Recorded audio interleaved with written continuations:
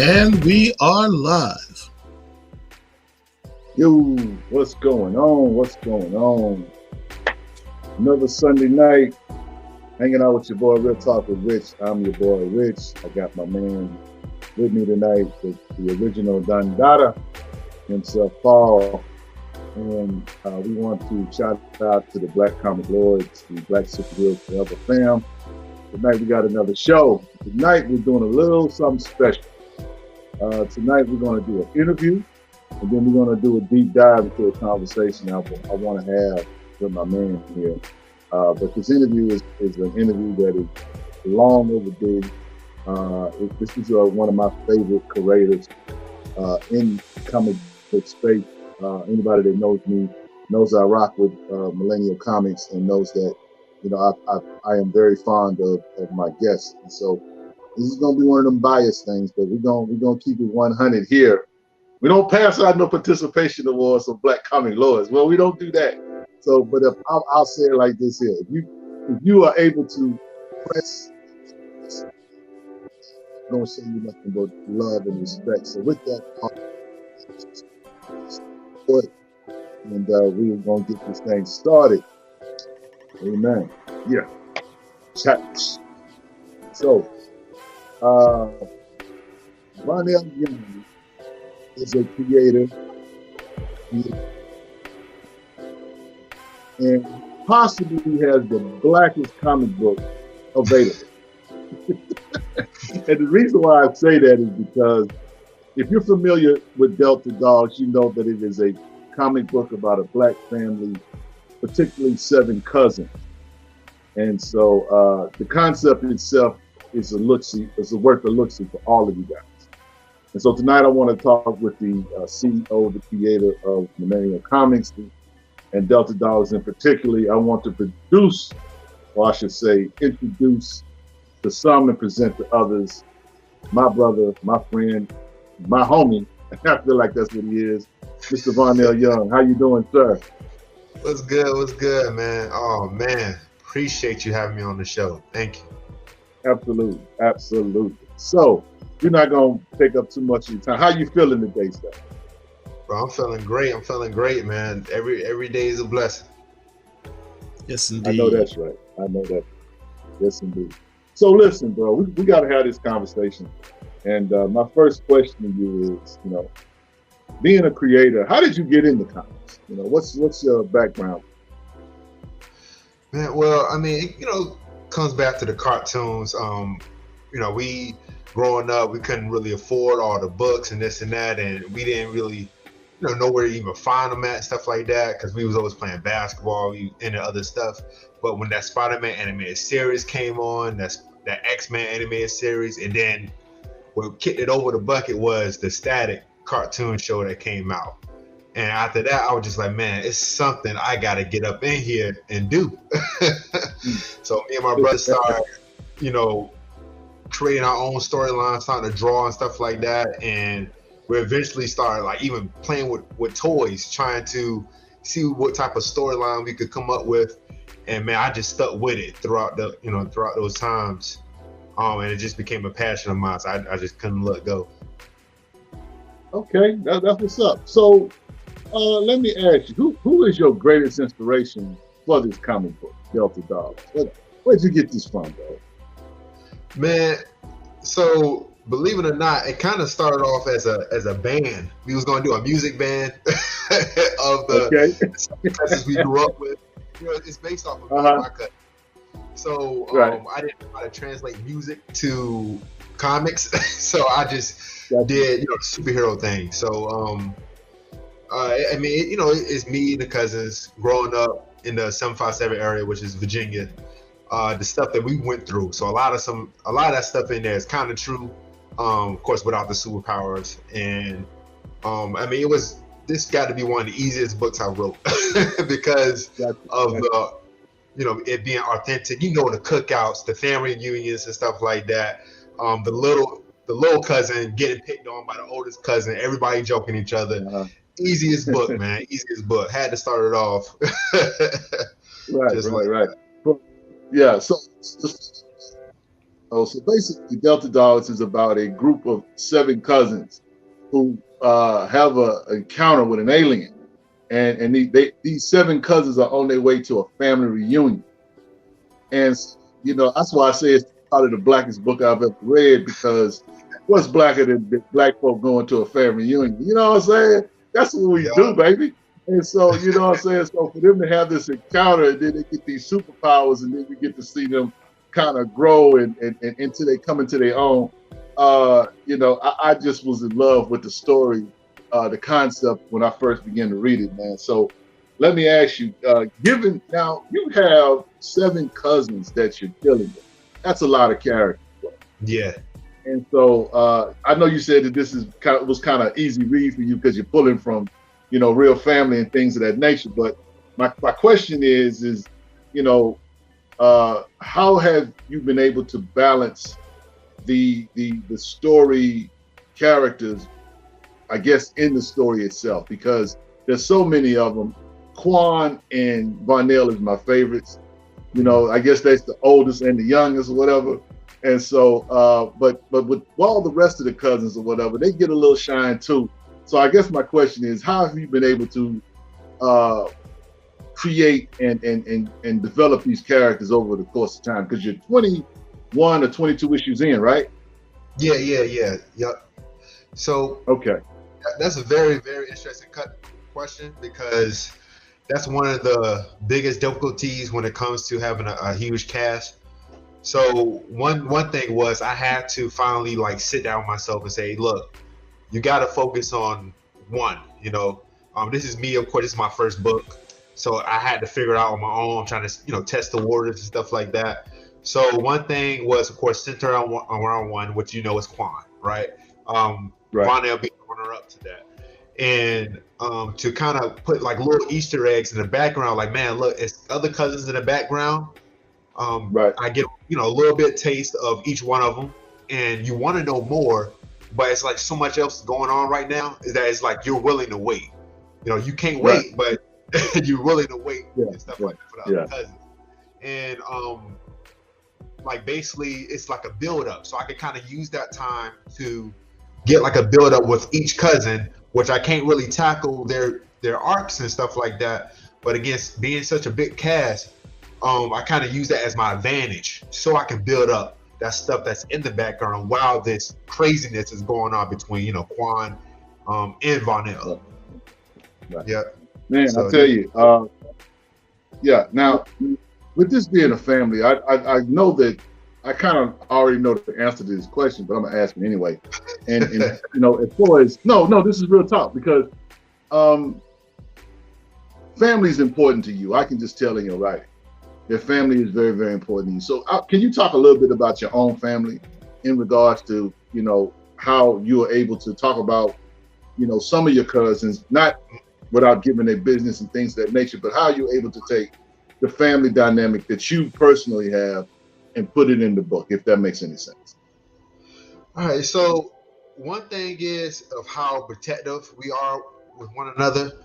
And when it comes to, you know, when it comes to cousins and stuff, you always joking each other and stuff like that. But then, you know, wrestling with each other, even fight with one another. Well, when somebody get hurt, somebody don't like what somebody else say, everybody else rise up and handle business. So I was just like, man, yo, that would be so cool to see that in a superhero team. And I was like, man, let's not even call it a team. Let's call it a superhero game.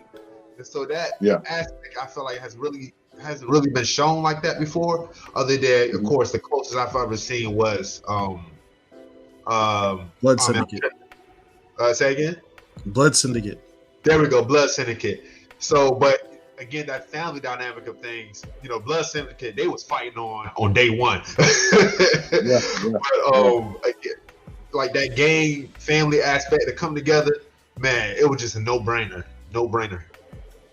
Gotcha. Okay. So let me ask you this, you know, so we're gonna kind of switch gears and then get off of Delta Dolls, and I want to get into your fandom as a creator. You know, you do comic books, so I assume that you're a comic head. So my question is, you know, who's your guy? You know, who's your crew? who you rock with. You know what I'm saying? What do you like to read? Man, I'm gonna be real with you. Rich, you didn't even phrase it right. What's the catchphrase?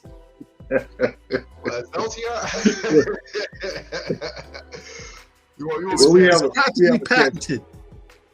Yeah, we have a catchphrase with us. We always ask people, what's on your pull list? What, that kind of thing. Yeah. Man, be honest, man, I've been reading a lot of manga. I know that's kind of like the bad word in comics nowadays, but I've been reading a lot of manga. How they be telling stories is just, it's something that I gotta learn, but as far as just strictly comics goes, of course indie comics is the main focal point. You ever heard of Farmhand? I know it's off the wall, nothing to do with superheroes, but yeah, Farmhand is one of my things. I know they're coming out with issue 17 soon. So he's been really dominating on my playlist of just different books I wanted to read. The style, the seriousness, it's like the cartoonish style with that seriousness. I'm just like, man, it's a nice combination. Right. So, I know that your comic is available, in physical form, but you also it's available digitally, and it's featured on the Black Sands Entertainment app. Talk to us about that, man, because ain't you like top 5 on that app right now? Yeah. We top 3. You got one. Okay, that's good. One is the creator of the app. Number 2 is a famous TikTok comic philanthropist, and then number 3, of course, is us. Okay, that's what's up. So let me ask you this: how's that been, just being featured on there? Because this guy just made a major deal, and of course we know about it. So how do you feel that has helped? You promote Delta Dogs in terms of trying to make it become bigger than what it is at this point. Man, it's been so much love out of every platform that I've been on. That one has showed us so much love. Every time I post a new chapter or something, people go crazy.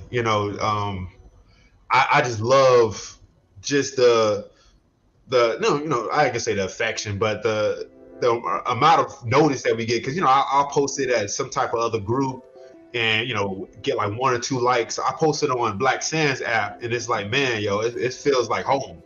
So that's one of the biggest reasons. It helps out as an indie creator, because you know how hard it can get in these different spaces where it's just like you kind of feel like the oddball, to be for real. Okay. So given what you're doing with Delta Dogs, I know that you do the comic books or whatever, but I know that you want to sometime, if you're not doing that right now, going into animation. So just tell me, how's that journey been as far as switching over or transitioning to animation at some point? Well, we're actually working. Yeah, we're in a process of working on some stuff now as far as animation goes. Of course, this thing screams animation. As far as trying to get it to that point where it's fully funded and we have like 10 to 15, 20 different episodes going. Of course, that's rather difficult because I'm still learning as I go. I don't know who to talk to.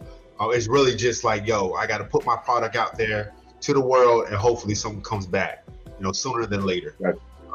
I know one thing is, and kind of piggybacking off of Black Sands. Black Sands is basically like a webtoon and stuff like that. One thing that I want to do for promotion-wise is there's a contest coming out.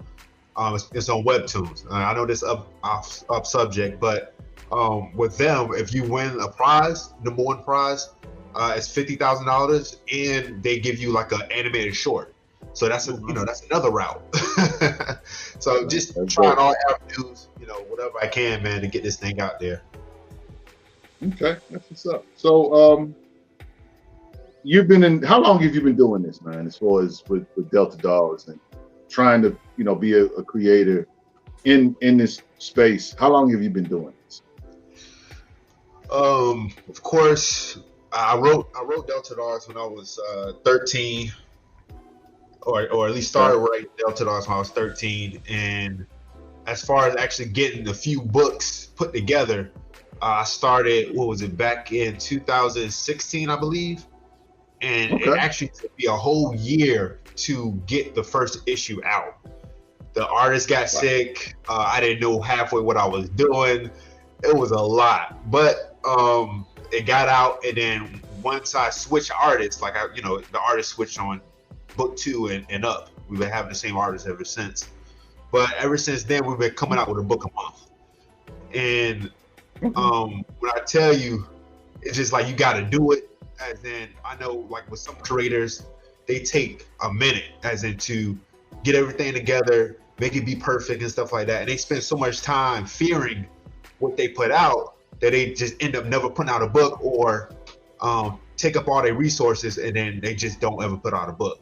So the one thing I want to tell all the creators is like, bro, look, print out 50 books, put it out there, get some feedback, see what's up, and fix it on your next print.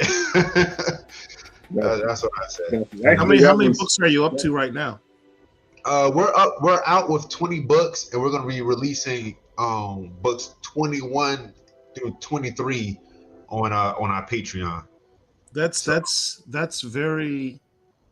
That's beyond commendable. I mean, one of the things that always gets me about Black independent comics is a lot of them don't make it past like 5 or 6 issues.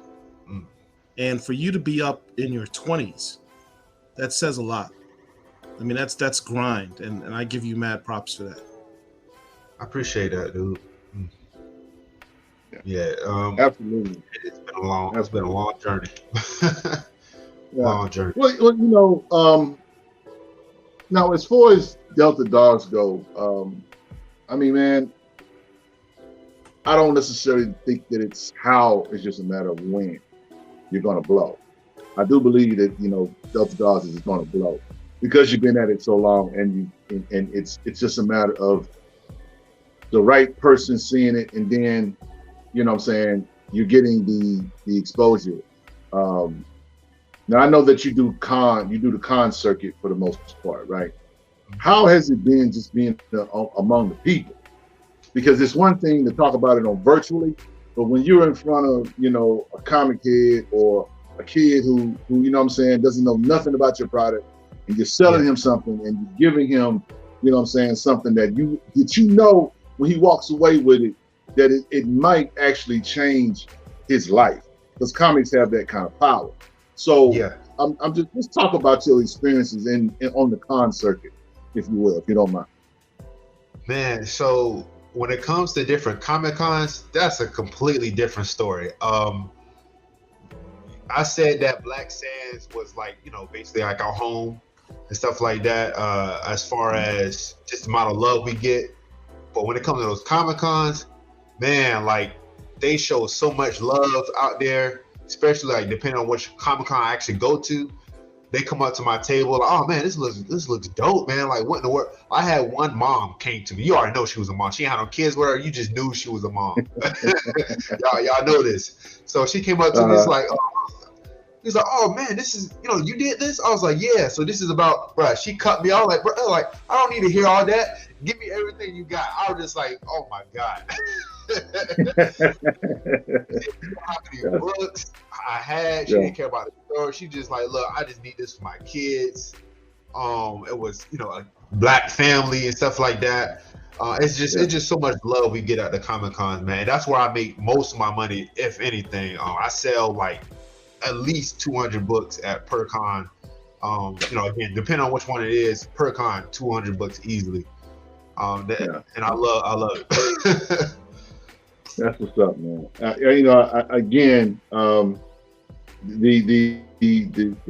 book itself is amazing, and do you feel that you've gotten some mainstream success, or do you still feel you're kind of underground? Me for real, I still personally feel like I'm underground. I see these big heads, man. Black Sands included. They out there doing their thing. I don't mind, kind of taking the background a little bit, because I'm still learning. I don't want to be too far to the spotlight. I'll take it, but at the same time, I'm kind of enjoying the journey right now as it's going. Yeah, so. But I mean, hey, I'm gonna keep it humble, dude. I'm gonna keep it humble. Wow, I tell you, man, I really am enjoying it. Yeah. That's what's. Tell me, I'm. Listen, you're very humble, and you rightfully so. But it's one thing about humility. Always, when the person is go. You know, if that makes any sense. Because it's kind of like, you come across, you meet people that, you got a little swag, and there's nothing wrong with having swag. Everybody should have some swag or whatever. But I think humility helps a person just realize that, this thing is bigger than myself. You know what I'm saying? So it can't never be about me. That's one of the things I like about your book, man, because when you think about Black life and the things that Black kids go through, what you show in the book is the struggles that kids have. Young Black men and their interactions with one another, their interactions with law enforcement, their interactions trying to, I guess, ascend, so to speak.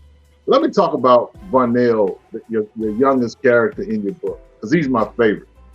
And what I love about Vonnell is that he's very eager. He's a very eager young man who really just wants to fit in. He really wants to be included in whatever his bigger cousins, older cousins are doing. And of course, he's limited by his, his size and his ability to master his powers. And so, I find myself reading your books and pulling for him. But he, of all of the guys, of all of the cousins, he has in my opinion, he has the most power, the biggest power, and that's his heart. So talk about that, man, because to Paul's point, when he talked about you being 21 issues in or 22 issues in, how you've been able to stay at it or whatever, that speaks to your heart, guy. So my question is, in regards to Vonnell, you named this character after yourself, whatever. How does he relate to you, if I can say it like that? Or how do you relate to him? So of course, Vonnell being the youngest one, he doesn't really understand or can see the world like his older cousins are. His older cousins each has been through some type of trauma, and he just sees the world as like, man, like, the world is my playground. So as you see him and as he's becoming a hero, he actually gets a taste of the real world. And his cousins is just like, man, look, either you step up your game and mature, because that's basically his main problem is maturity. Either you step up your game and mature, or you're gonna have to get left behind. And Vonnell does not want to get left behind. And that's when it relates back to me, is that since I was the youngest out of all the cousins, that I always act older because I wanted to keep up with them. I wanted to be with them no matter what. So it don't matter what I had to do. That's what kind of like the grind even came out of me, where it's just like, look, okay, how hard I gotta work. I'm not trying to get left behind.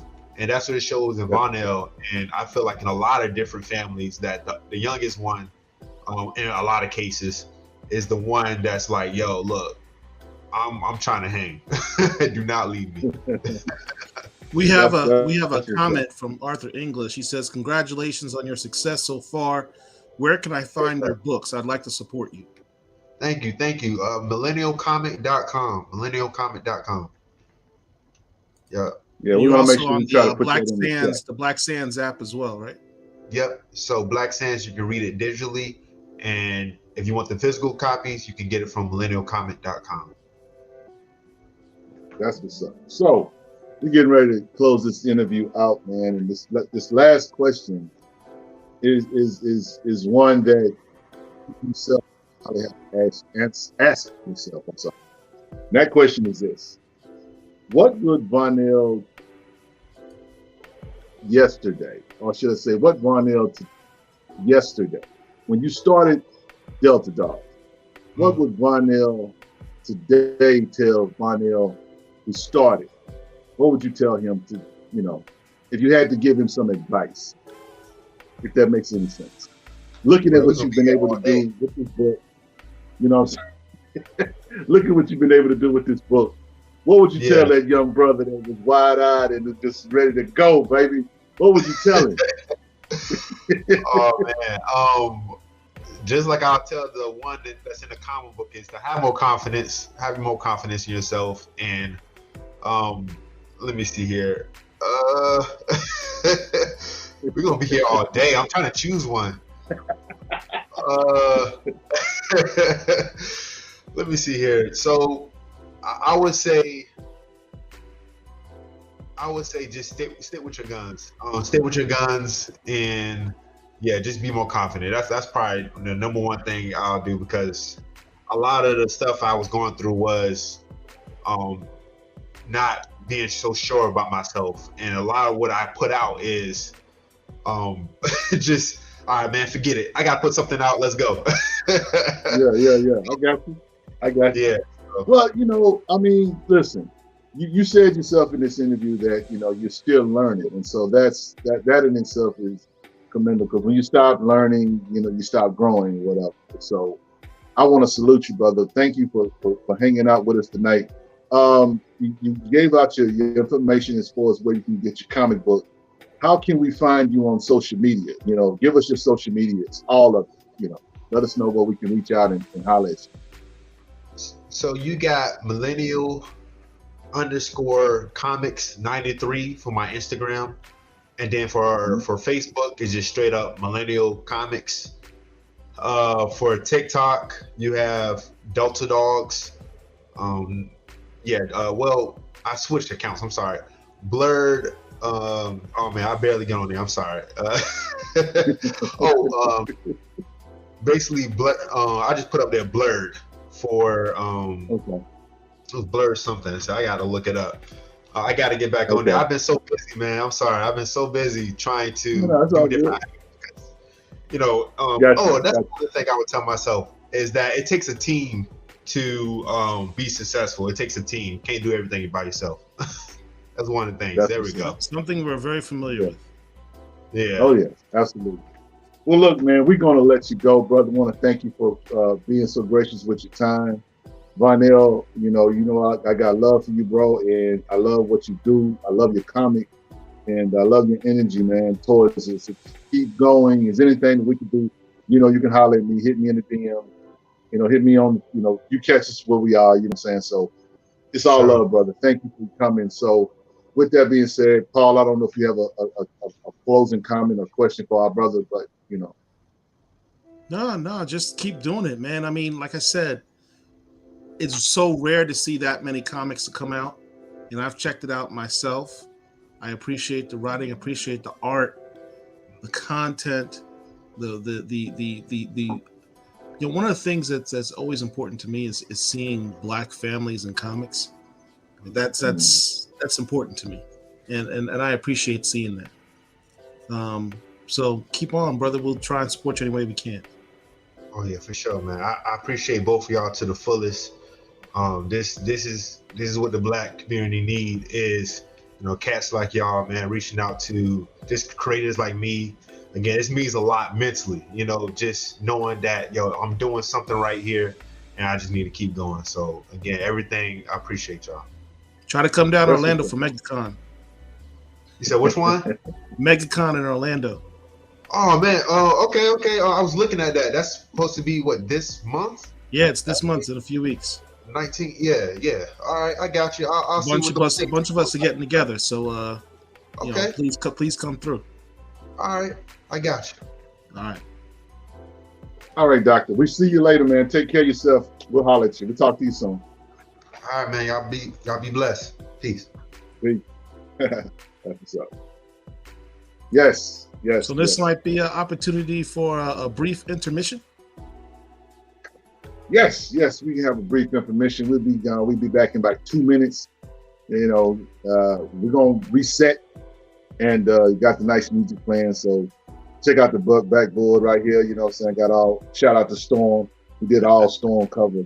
So shout out to Nico. I know that's her girl. So I'm trying to show some love either way. But yeah, man, we're gonna be back in about 2 minutes, and we're gonna get into a subject that is very interesting, and I'll be honest, it's a subject that I feel like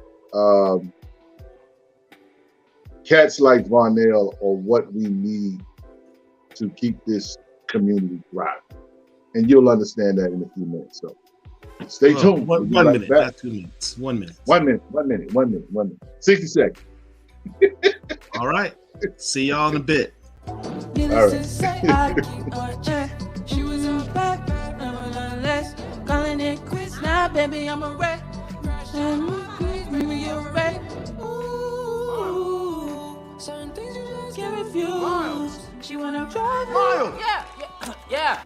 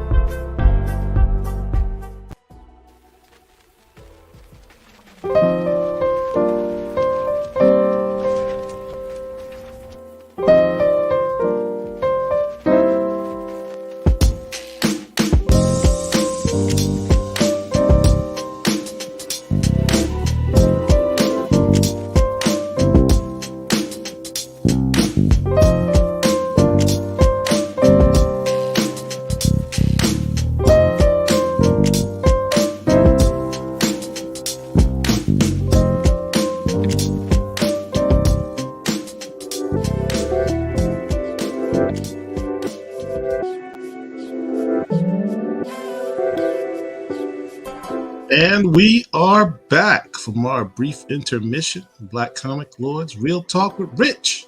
Yes. Sunday Night Live. Hey, we in the building again.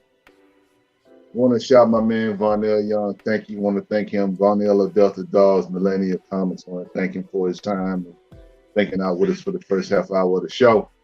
But it's time for us to now change gears. So tonight, normally we would do books of the week. We're not talking books tonight at all. We would do no books. Low-hanging fruit. No books tonight. We might get into a book if we have a little time later on. I really want to kind of dig deep into this, what I want to get into. We're not doing low-hanging fruit as well. I don't care about what's in the news. It ain't got nothing to do with me, so if it don't apply, let it fly. So I'm letting the bird fly away. But what we do have tonight is a subject matter that is very, very concerning for myself and for anybody that does what I do. That includes Paul, that includes a lot of the creators, that includes a lot of the fans. I want to talk about apathy in the Black comic book community. What sparked this thought in my head was there are times in the process of just life when I'm looking at things in terms of the hobby and I'm asking myself, am I the only one that cares? Because sometimes it feels like I'm alone. I know that I'm not alone, but it feels like that sometimes. And so to just give you guys a definition of what apathy is, I put it in the promo for the video tonight.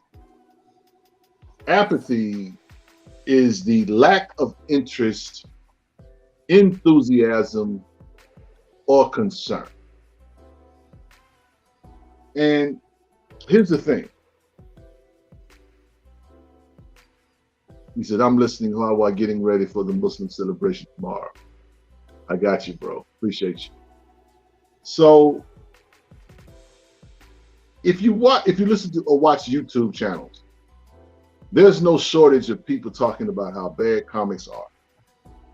There's no shortage of people talking about how horrible the writing is, how horrible the art is, how horrible and woke that the stories are. It's really just kind of depressing, Now that's not my issue tonight, because I feel like these guys are not apathetic. These guys care. However, it's not my war. Or should I say, it's not my battle. My battle in this particular thing is getting Black comic books, the exposure, Black creators, getting them the exposure, Black content, getting that exposure, and getting the people that read this in the medium to care genuinely about what it is that we're doing. Because guess what, ladies and gentlemen, those of you who are out there, Paul, myself, and other people that do this for our people, sometimes we just don't feel the love. Sometimes we just like John the Baptist. We just out in the wilderness and we preaching to crickets and cockroaches and frogs. And the people that really matter, the people that really need to hear it are nowhere around. And let me just say that I'm not worried about how many people are reading comics. I'm just not. Because comics makes a lot of money. It's a lot of bread in this industry.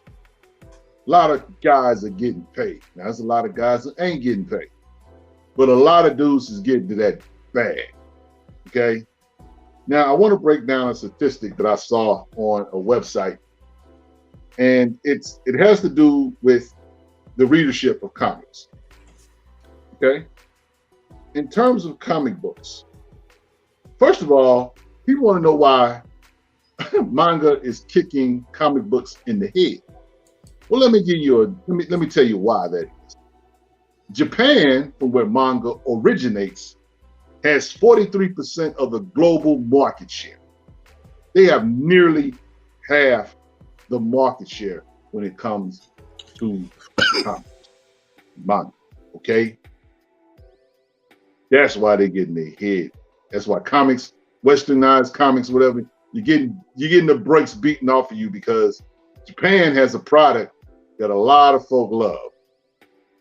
So we can't, when it comes to numbers, we have to really see it for what it is. Now, let's talk demographics real quick, Paul. First of all, 63% of the comics that are bought and graphic novels are bought by men.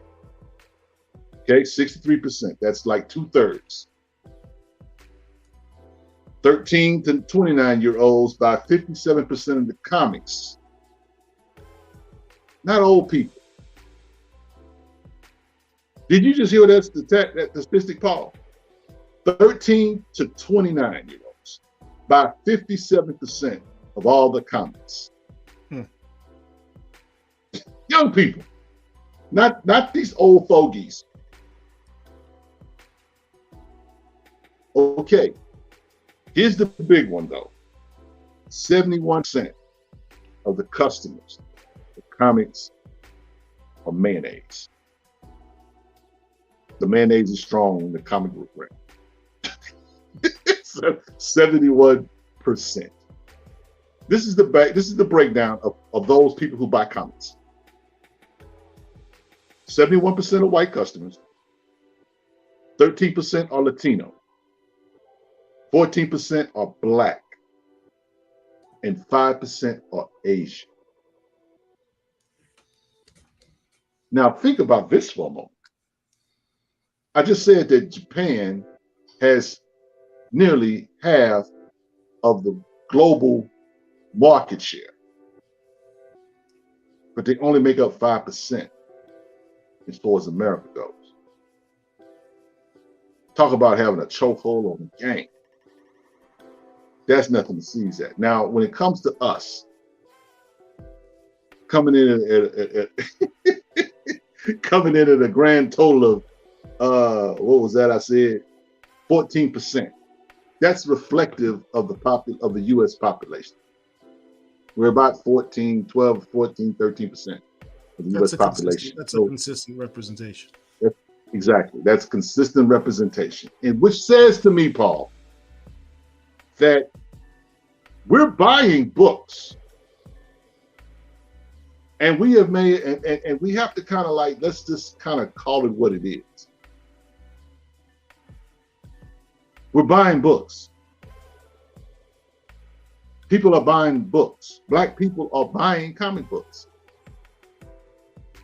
I sent Paul and my partners a new comic day that's coming out on May the 7th.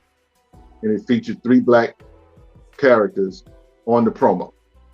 Duncanville Bookstore shared this on their page, and I shared it with my brothers, and we shared it in our space. Duncanville is a bookstore that I go to. A couple of guys that are on our webpage, here Black Comic Lords, go there as well.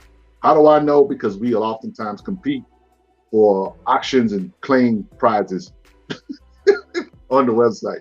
We beat each other all the time getting stuff. I know that a couple of my brothers, you know, if I see a book that is up for claim, it's a black book or whatever, I already know who got it.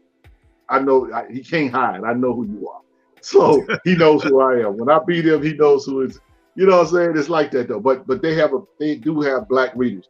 That is one of the few LCSs that I go to that I can definitely say there is a representation of black comic book readership at that bookstore.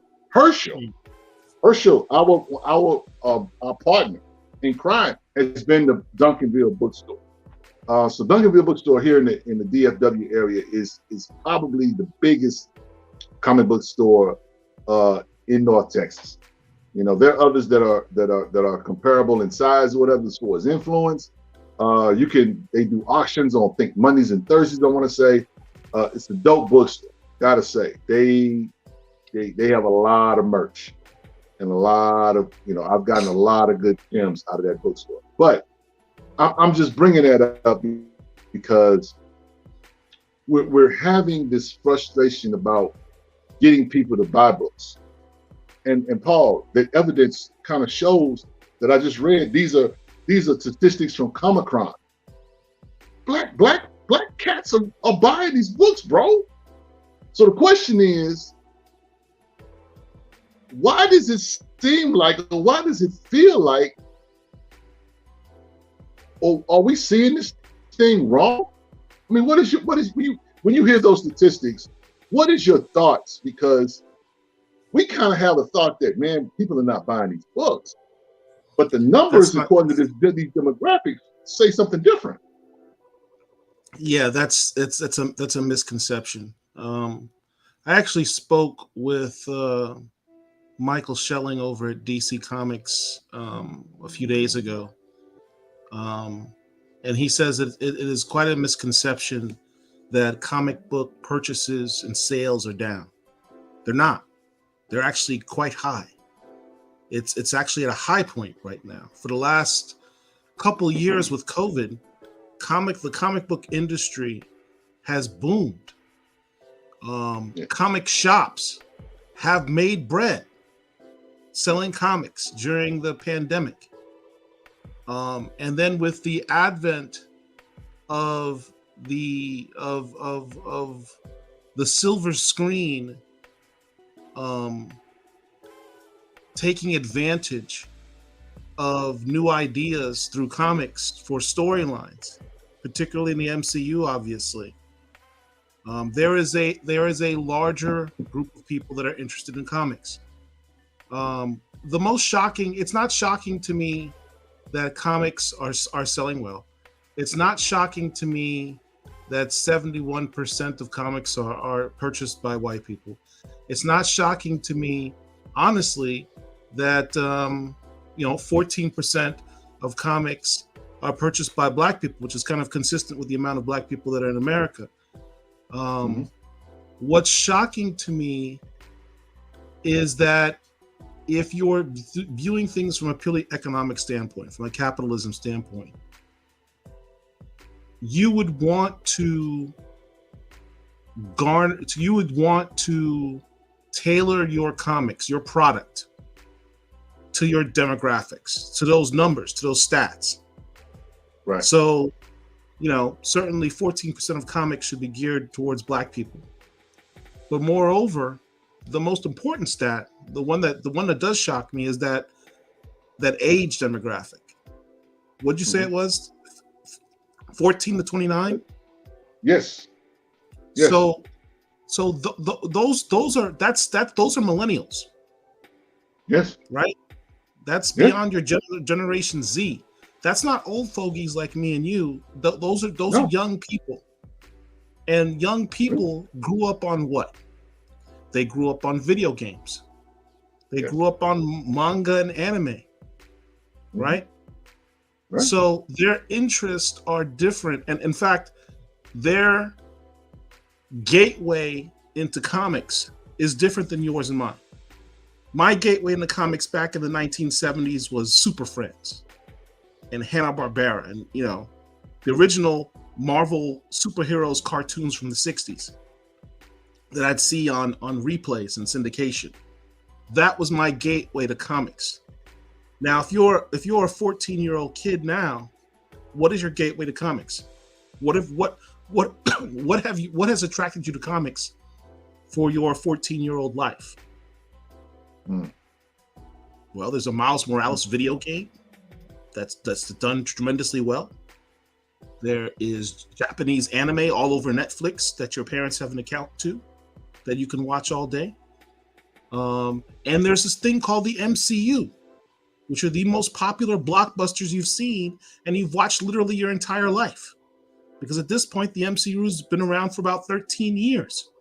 So if you're 14 years old, virtually your entire life has been spent knowing that there's an MCU. So you would think that you would want to focus your comics based on those numbers, right? So you would have your comics reflect that youth. It kind of more makes me question why in comics, particularly with DC, can you not pull yourself away from the triumvirate? Is it fear that you're going to piss off your readership? Your readership is 14 to 29 years old primarily. Yeah. They could stand to see someone other than Superman, Batman, or Wonder Woman. They'll be cool with it. Trust me. They're not gonna like, it's not gonna be like the end of the world for them. They're used to other things anyway. So from a business standpoint, from a capitalism standpoint, they're not making these decisions as to which characters to promote from a business perspective. At least not a logical one. There is someone in the echelon, in the higher ups, who's making the decisions as to what to promote and what not. Ultimately, we can make as many arguments about what people are willing to buy and why are some comics being supported and not other characters being supported. Ultimately, people will read what you give them. Yes. And these publishers put out whatever characters they deem they want to put out. And if they want to promote somebody, they'll it's like, I think it was you, Rich, who said, or Rich Herschel, they made a raccoon a household name, right? They made a twig, a tree, and a raccoon household names. Anything can be promoted and made popular if they so choose. The question is, why don't they choose to make certain things more popular along those stats that you gave? Yeah. 14% of comics I should be going to the stands right now should be Black by Marvel. DC stepped its game up on that. Yeah. Well, here's the thing about that.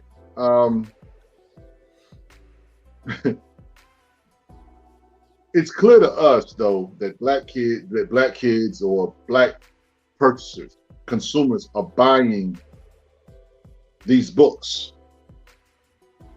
They're buying, Batman, Wonder Woman, Superman. They're buying Avengers. They're buying. I've been to shops where I've seen Black guys buying stuff like you would think, okay, if you see a cat buy Spider-Man, you're not really surprised. But at the same time, it's kind of like if I see you picking up, say, I don't know, Alpha Flight. I know Tamiko reads Alpha Flight, so shout out to her. But I'm more puzzled by some of the things that I see cats picking up. Like if I go to a shop and I see a cat walk past Black Panther, I'm like, you just didn't see that new issue that just came out, unless he already had it. But I mean, it's clear though that we're buying books.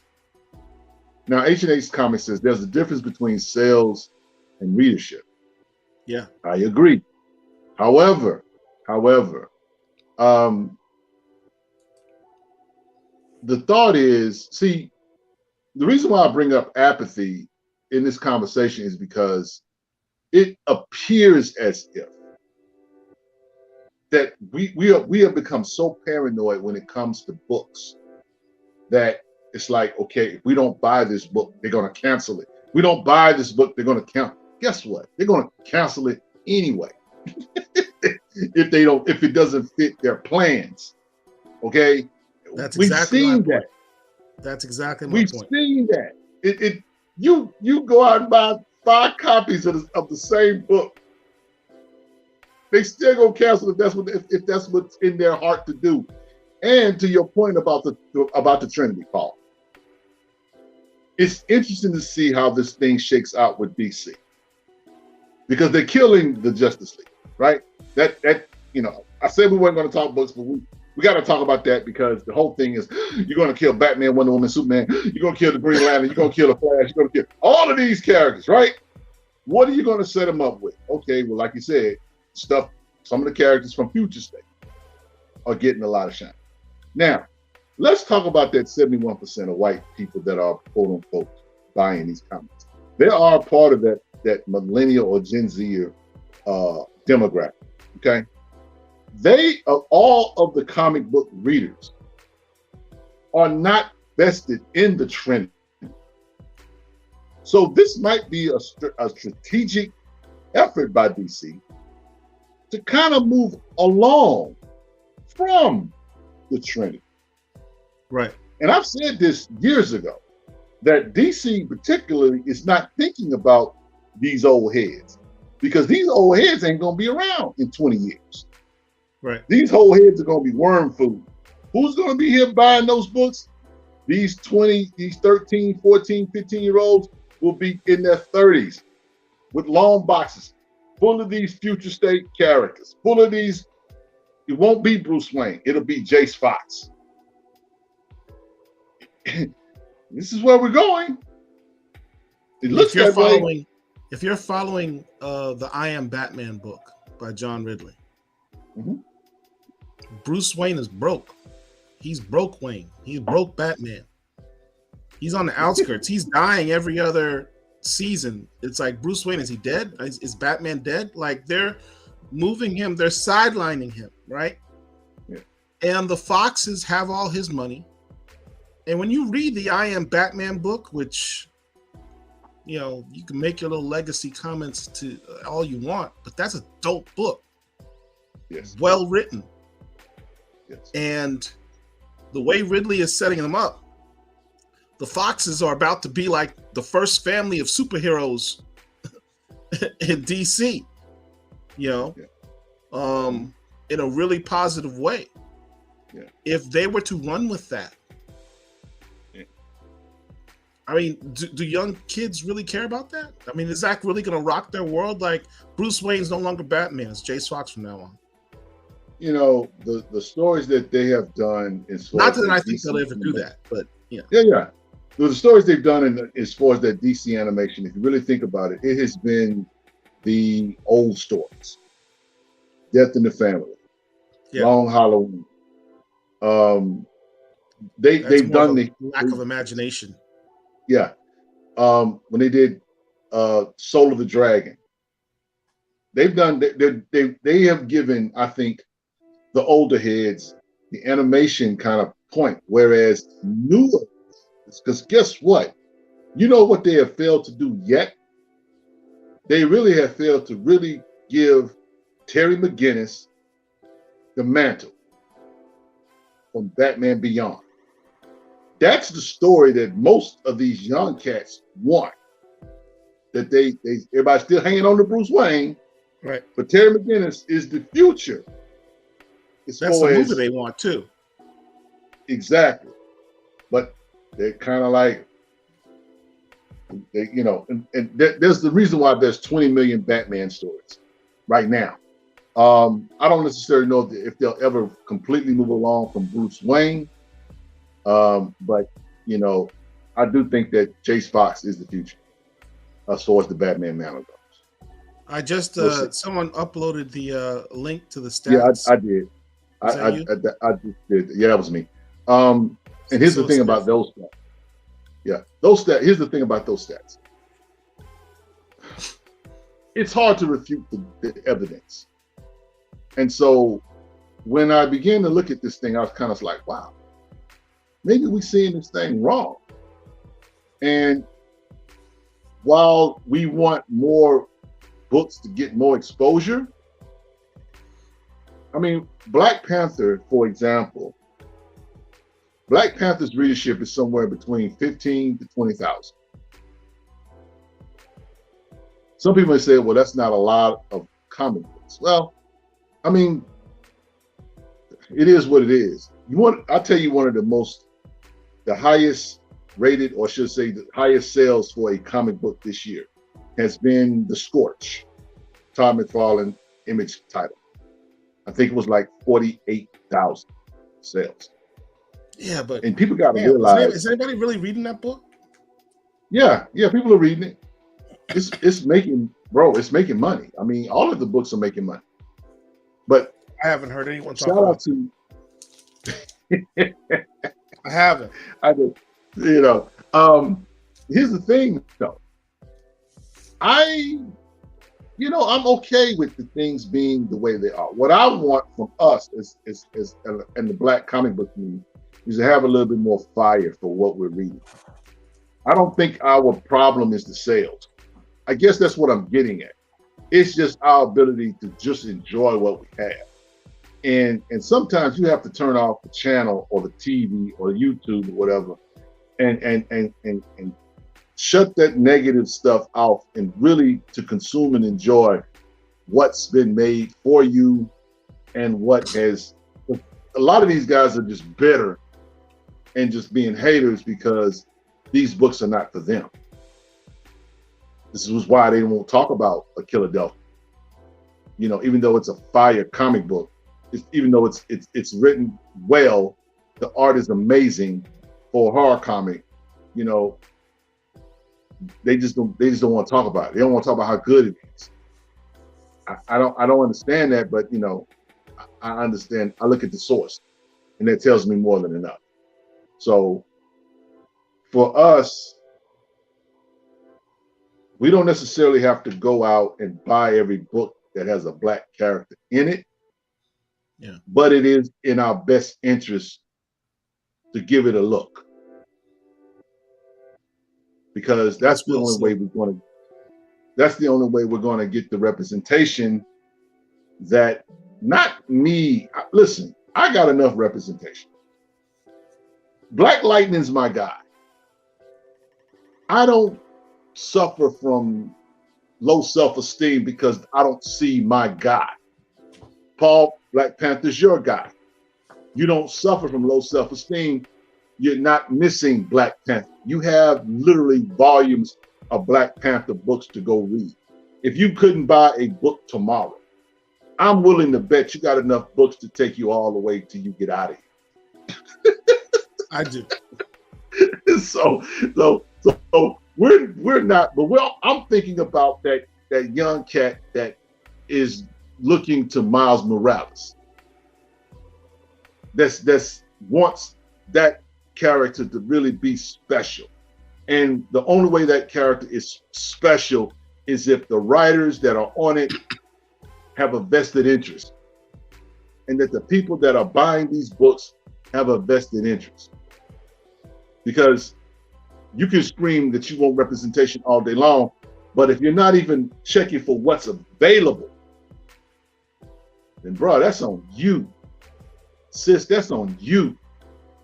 And at the same time, I did my cover, my back wall, I did it all Storm. because Storm is who she is. She's an amazing character, grossly underused.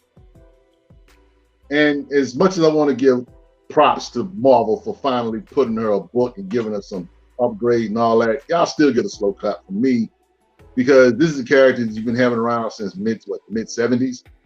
Okay, why she don't have she ought to have an ongoing title by herself.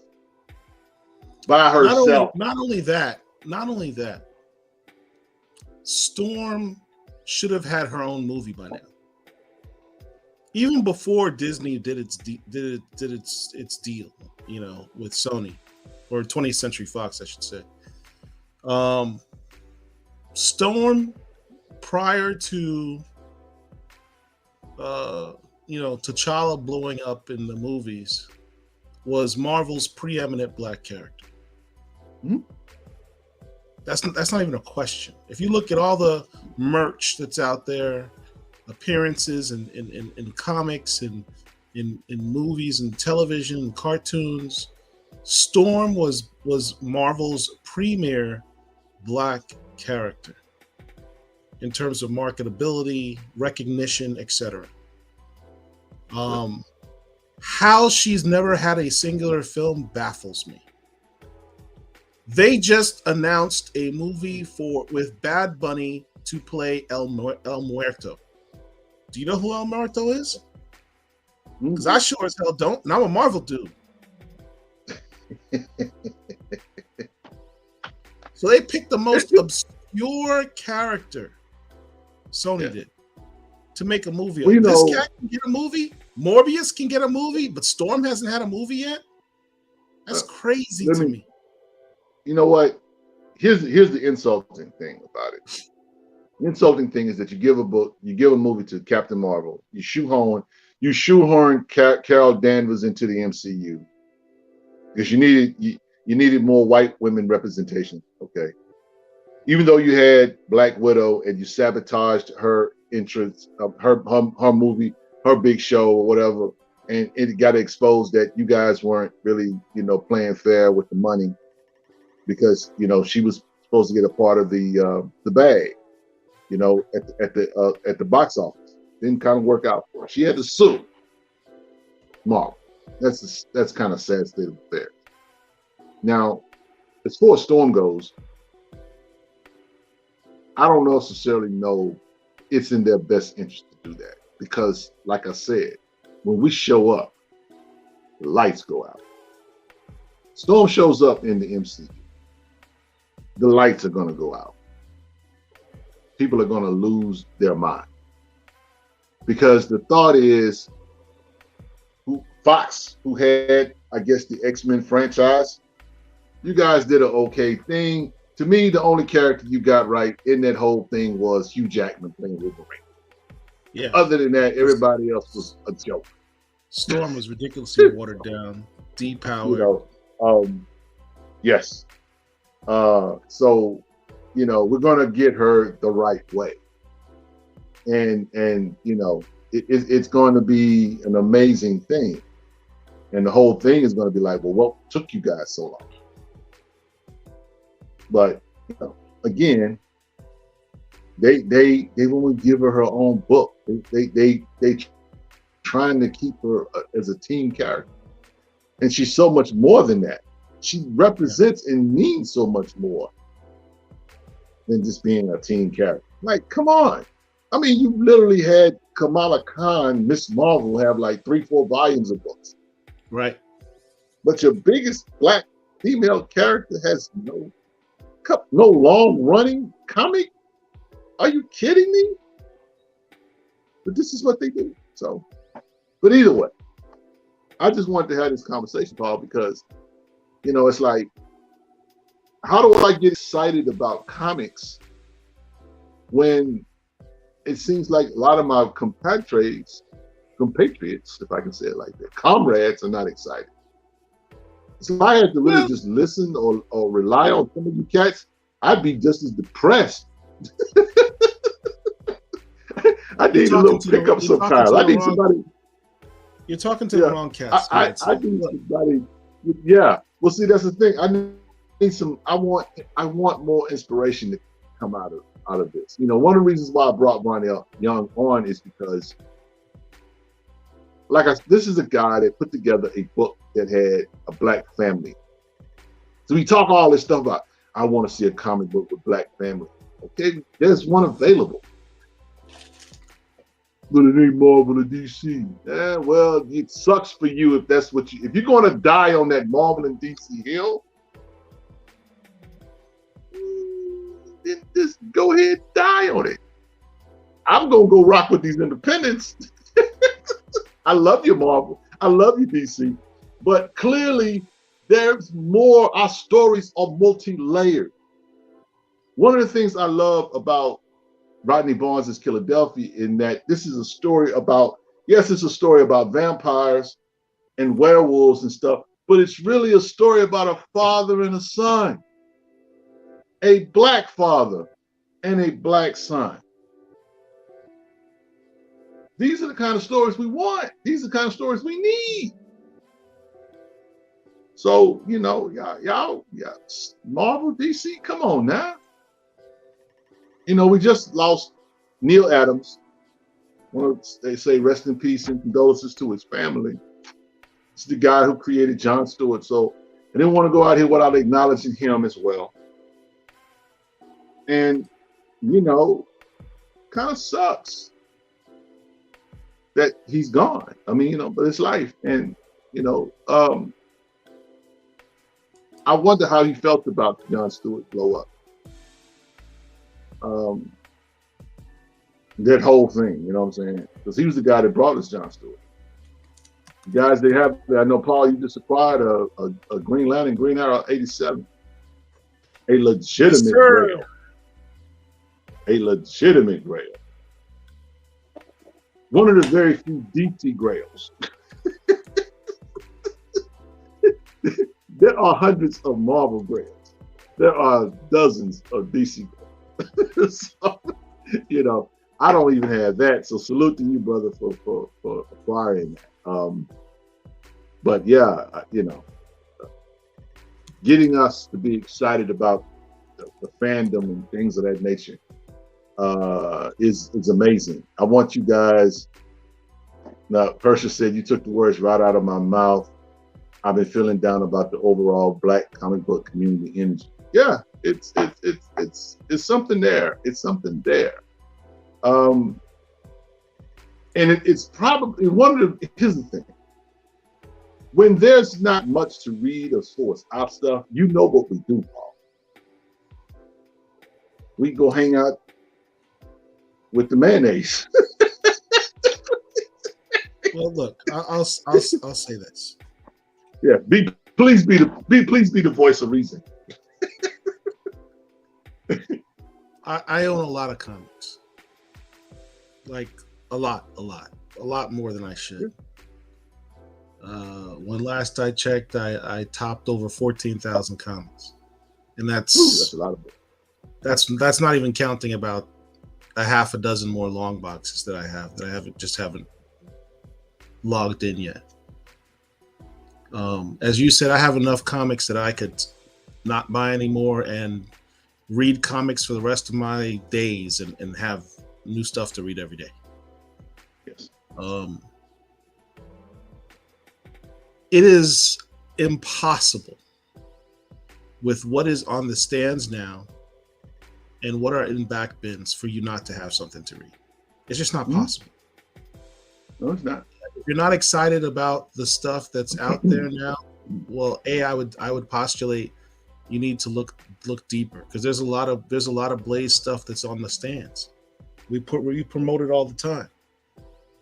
There's a lot of good stuff out there. And if what's new is not to your liking, there's back issue bins of stuff that came out. One of the things that always fascinates me, particularly in our space, is when people post up these back issues, and I'm like, I never knew that. I never saw that. I never saw that book. I never saw that character before. Because and they pop up and they had some great stories, and because of whatever, these characters would pop up and then disappear. because comics. And so, you know, part of my passion has been more finding those obscure characters and collecting that, you know, these appearances of these characters, these Black characters, and curating them for my collection. And oftentimes they're tied to really good stories. I mean, just recently, I picked up, as I said in a live recently, I found this obscure character, Darkoth, in Fantastic Four 142. Turns out he's a Black character. It turns out he's an astronaut with Ben Grimm. Turns out this issue has, you know, the storyline ties into Doctor Doom. It turns out it ties into Mephisto, who turns him into a demon. And you talk about a family. He gets manipulated by Mephisto to try and kill, you know, the Fantastic Four, so that he can rejoin his son. And he's like, I don't want to be a killer. What type of father would I be for that? That's all in these stories. Yeah. Yeah. And you know what the thing is too, is that you're right. There's an exhaustive amount of books to read. I think though, what happens with us is that we, you know, the hot book, I hate the hot book talk, because it's great to have books to talk about, right? That are hot. But at the same time, it's kind of like, I'll share a book with you. When this book was out, I didn't buy it. I wasn't trying to go out and get broke behind it, because this book was kind of going for a little bread. And that's the Static, the Akira. The Akira cover, yeah. You know? Yeah. That book was kind of expensive. Really? Yeah. Well, I mean, I didn't pre-order it. Of course, like my man, he always tell you, you know, pre-order your books. I got mine for $2.79. Yeah. We know. Well, of course, you got hard heads like me that just don't learn their lesson. You know, if we contribute, we're gonna punch. What can I say? You know, no, I don't want to pay $2.79 for. I want to pay $3.99. I want to pay full price. We just crazy as the day is long. But you know, to your point, the pre-order situation, that in itself is an exhaustive thing that you do for us week in and week out.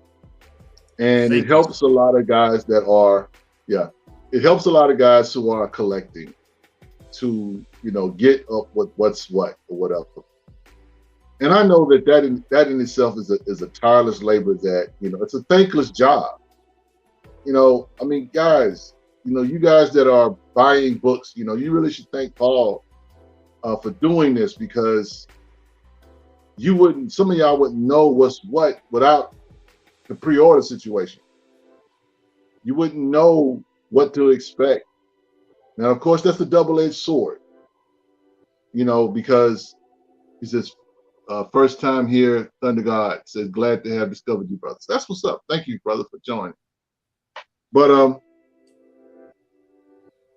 you know, you do something every week. You mine these offerings that are coming out, and you give us the best. You give us a comprehensive list of everything, and it's a wonderful thing to have. You know, it's featured on our website at blackcomiclords.net. Please go over there and check us out. And it's a good thing to have, but it's not something that I would say is sexy. We like sexy stuff, which is why we crazy as hell. But I want something, you know what I'm saying, that's gonna tickle my fancy or whatever. But pre-orders don't do that for you. Final cutoff, you know, doesn't do that for you. But it's necessary. It's necessary to have. It's necessary to have. Because to your point, yes, this book, I've seen this book go for as high as $20. But if you had done the pre-order, if you did what Paul suggested, you could have got this book for like $2.79. Of course, your boy, I was hard-headed. You know, I testified and said that I was just wrong with 2 left shoes, and I got it for 10. Okay, so I got it in my collection. You know. But here's the other thing too. it's important for you guys to share what you have. Now, don't share nothing whack. I'll say it like that. Share something that's dope. Paul put me up on this book here. I said I wasn't going to talk books tonight, but we kind of here, so we're going to wrap this up in a minute. This Kazar number 17. This is the first appearance, isn't it? First appearance of Everett Ross. Yeah, Everett K. Ross. It's also the first Black Panther written by Christopher Priest. Yeah. First Black Panther written by Christopher Priest. You're not going to find this. I'm willing to bet that none of you Bammers out there got a copy of Kazar in your collection. For what reason? You wouldn't have no other reason. But there's Christopher Priest, the legend, Christopher Priest, who wrote the incredible story arc, The Client, that the Black Panther movie was largely written about in the movie. This is his first writing on Black Panther. Yeah, that book is literally a prequel to his run on Black Panther a year later in 1998. Yeah. So, it's things like this though that help me to have hope. Because it's like, man, the discovery part of our fandom is amazing. I want to keep that up. Hersher says it's not the books in the community. COVID is becoming more manageable.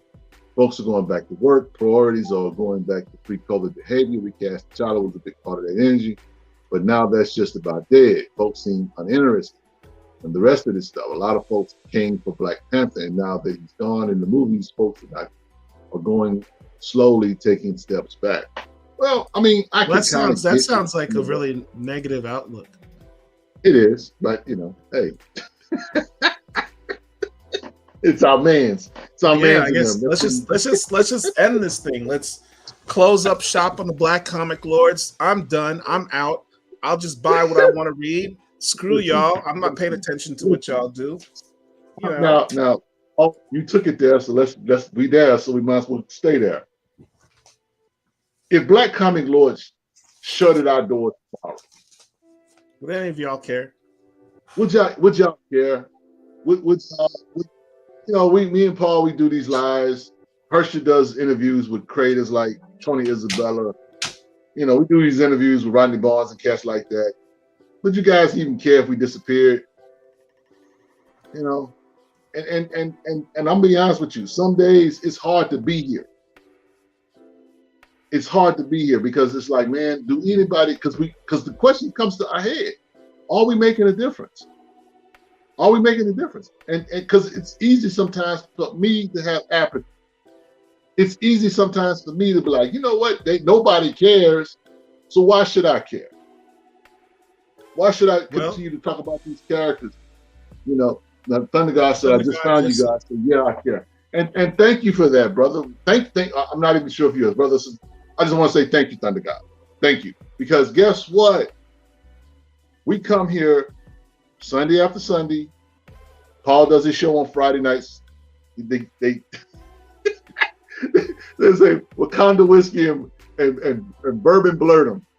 You get a lot of shenanigans on that show. But what I'm getting at is that we do this because we love this fandom. We love the people in this. And sometimes we don't always get that love that we need back to keep going. You know what I'm saying? Somebody asked the community, it's not negative. Y'all feeling it too. Well, look, let me address that.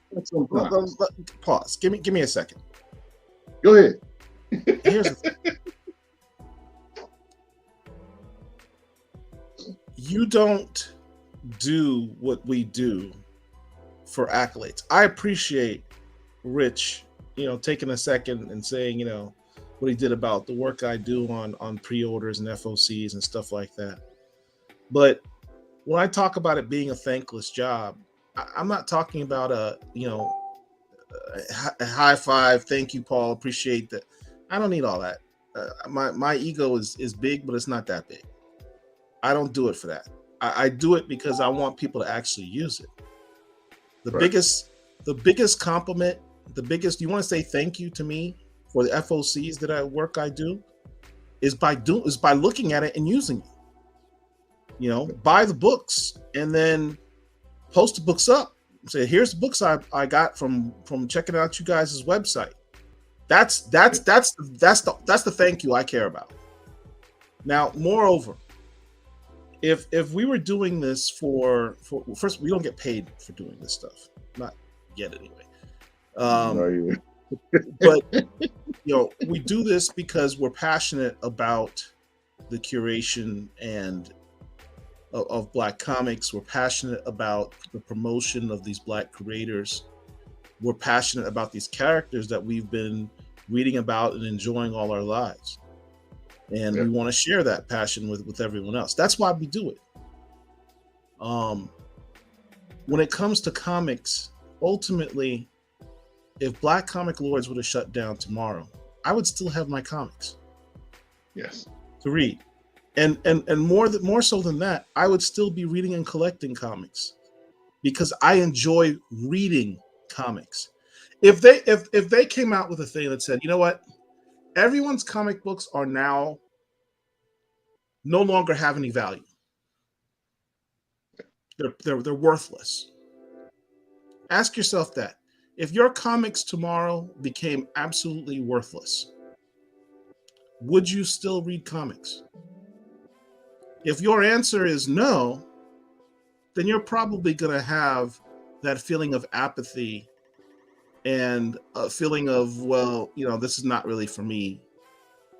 But if your passion for comics is because you like to read comics, you like to read about the characters, that has nothing to do with what's going on in the MCU. It has nothing to do with spec. It has nothing to do with the value of your comics and getting yourself the best 9.8. It has to do with, you know what? I have a stressful job. I have a stressful life. It's stressful just being a Black man in America. And for 15, 20 minutes, I pull up that comic book and I read it and I get a little bit of an escape. And I let my mind travel someplace else. I let my mind travel to Wakanda. It lets me see adventures in my head. If that's what you're into comics for, you're never, ever, ever going to fall out of love of comics, regardless of what else everyone else is doing. At the end of the day, we talk about this all the time. Read what you love. Collect what you love. I have some comics that have value, not because I was specking on it 15, 20 years ago, but because I loved the book. I loved the story. I loved the character. And everyone else caught up to it. Hollywood caught up with it 15, 20 years later and said, you know what? That'd make a dope thing to put in the MCU. Paul, how do you have Adam Blue Legend Blue Marvel #1? Because I saw a comic with a Black dude in it and I was like, I want to read about that. Right. So I sent my LCS, hey, put that on my pull list. I want all the issues. And that's why I have it. Not because there was searching for it on eBay. I don't even know if eBay existed back then. Because I just wanted to read a dope comic. So in that respect, I will never become truly apathetic with comics because at the end of the day, if I could definitely pull down my pull list to something a lot smaller. But I'm always going to have certain books that I have to read. I'm always going to have to read Black Panther. Right. If they were to say you could only afford one comic from now on for the rest of your life, you know which one mine would be. Yeah. BP. It's interesting though. I guess the more here's the thing about. I want to bring an analogy into this conversation. I'm reading a book right now. Appreciate that. As Mike says, Mike Carson, you guys always appreciate only have to reach one person to be a true griot. That's what's up. We do this for the love of our hobby. Yes. I'm reading a book right now. I'm just about finished with it about the Negro Leagues in Texas. I'm a Texas guy. I'm here in Fort Worth, of course. So one of the things that I do outside of comics. Thank you for that, Otis. Appreciate it. Yeah, thanks, Otis. I'm a voracious reader. I have a library. I have long boxes, and I have a library. I have a library at my house. When people talk to me or whatever, I can talk in different circles because I have knowledge from these books from different genres. And so one of the things that I fan about is Negro Leagues, the Negro Leagues, particularly the Negro Leagues in Texas. And in that book, it talks about how the Negro Leagues began to be formed, the semi-professional leagues all over Texas, and what drove them. People's fandom, people's love for seeing baseball. And what killed the industry was apathy. People stopped going to games. Jackie Robinson, shout out to him. He just celebrated 75 years and he broke the color line. When that happened, as historic as that was, it killed the Negro Leagues because people were able now to see black players in the major leagues. And so it's kind of like, why do I need to go watch you guys when I can go watch the quote unquote pros, even though these guys were skilled and would have, been amazing in the major leagues if they had been allowed to play. Josh Gibson, Babe Ruth's home run record. He shattered that. And he faced some of the most difficult pitching professionally that was available. And so it's one of those things where when you love this fandom, like you said, or you love this hobby, apathy is a dangerous place to be. Apathy is a dangerous place to be because it says that, I could take this or leave it. I've been reading comic books since I was 7, 8 years old. I can't walk away from this, even if I wanted to. Me and Paul, a lot of these other guys, we too vested. You know what I'm saying? We got too many long boxes. What are we gonna do with this stuff? That kind of thing. And so it's like, you know what? The apathy that I think I'm talking about is not in so much the fandom itself, but it's in each other. Because I get my inspiration from Paul. I get my inspiration from Otis. I get my inspiration from Tamiko. I get my inspiration from Herschel. I draw inspiration from you guys because when I see somebody put up a dope book, I say to myself, I gotta have that. Where can I get that? Especially if it's got a fire story to go along with it. Right. I like covers, but I'm not a cover person. I'm a story person first. So it's important for me to just have stories that are able to take me different places or whatever, in my mind or whatever, you know what I'm saying? And then it's like, okay, well, we have these conversations about these books or whatever, you know what I'm saying? I need something that's of substance that I can take from. Because guess what? There are guys who post books in our space every day. Yeah. And they'll never make a comment in terms of what this book really means or what the fandom really means. They just kind of do it, pass and then go. I'm gonna drop this book off and then I'm gonna just keep pushing. I ain't mad at it.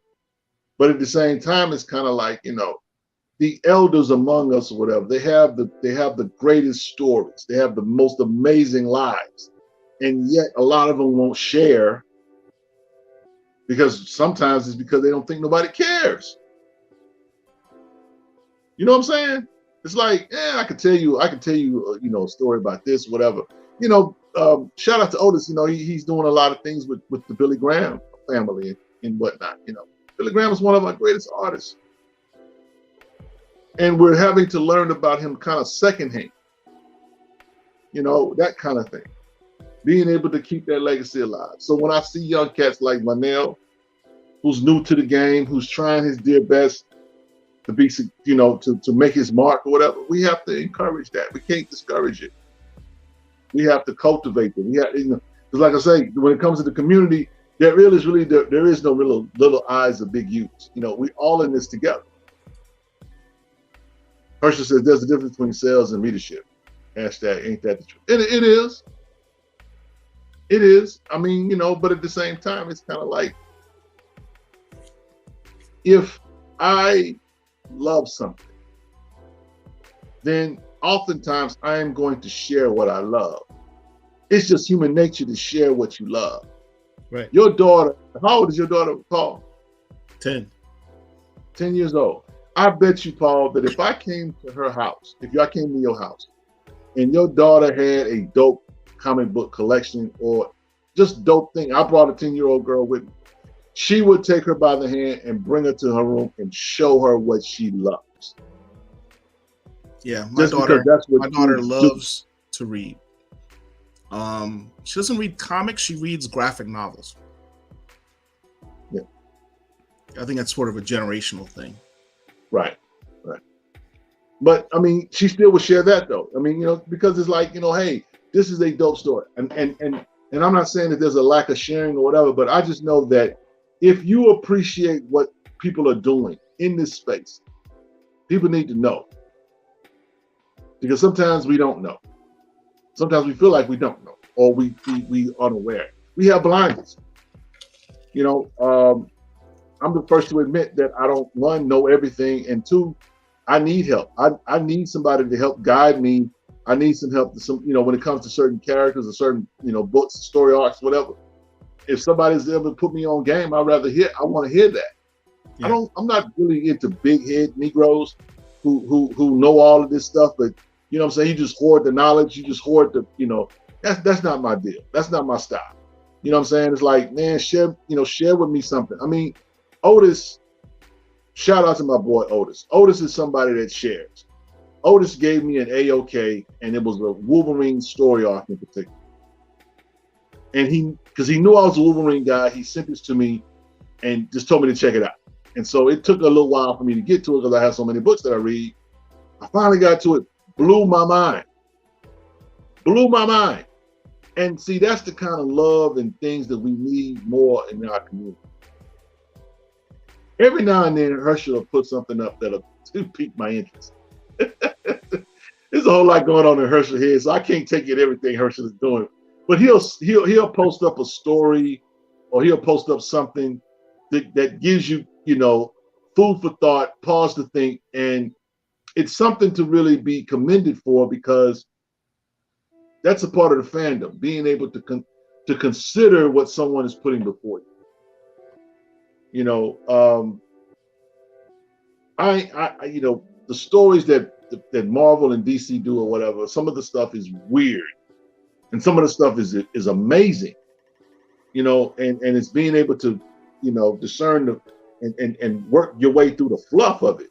And that's why I like independence, because the independence, I don't have to go through 80 years of history to figure out something. You know, give me a story. Tell me a story. Give me a love story. How long we've been asking Marvel to give us Black Panther and Storm?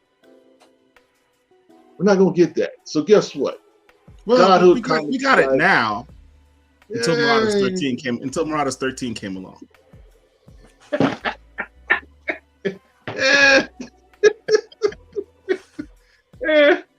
Nobody's perfect.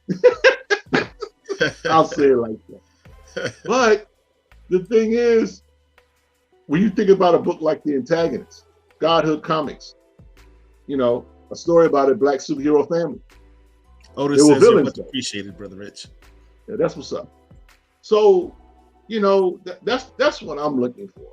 I just think that we need more of that. We need more love in this community. We need more love. I'm really looking forward to you guys hanging out at MegaCon with Blurred Core. That's gonna be big. That's gonna be big. You know, and hopefully Vonnell will make it too. Yeah. I mean, you know what I'm saying? I mean, this is a community, this is a brotherhood, this is a sisterhood, this is our thing. And we need to take care of the people in it. I guess that's the biggest thing for me. Sometimes I felt like, stop hitting on Marauders 13. Yeah, I will hate on that book to my dying breath. Shout out to me. Shout out to Brianna. Brianna Forbes, I don't know where you at, but we had you had a homework assignment. And you have not talked to any of us since we had that live. That's right. She was supposed to read that book. Yeah. So Tamiko, I'm gonna need you to hit your girl up. Tell her that we're looking for that. We want that review. Oh, Mike Carson says he's coming down for MegaCon. That's what's up. Mike, hit us up, man. Yeah. We're gonna do something.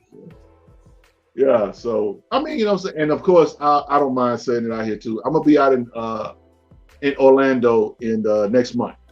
And I'm gonna hang out with Paul and Herschel. You know what I'm saying? We're gonna try to maybe, if we can, get some footage. Maybe even try to do a show, but we got to work the logistics out on that. So we do have that coming up as well. You know what I'm saying? So you'll see the three amigos kind of get together, chop it up a little bit, dig in some dollar bins, and just have a good time. So I'm going out there on vacation, and so my wife has already told me like Richard, you're here on vacation, so ain't gonna be doing too much work. You know what I'm saying? But I am gonna work the boxes maybe a day or two while I'm out there.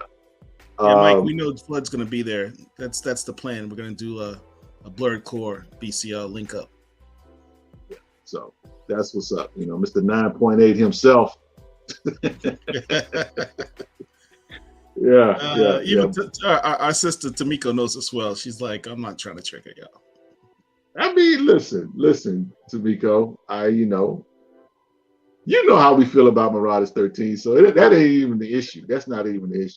Storm is our girl. Otis says he's trying to make it to MegaCon. Look, if Otis comes down too, oh yeah, that's gonna be a fire show. You guys are gonna have a lot of fun.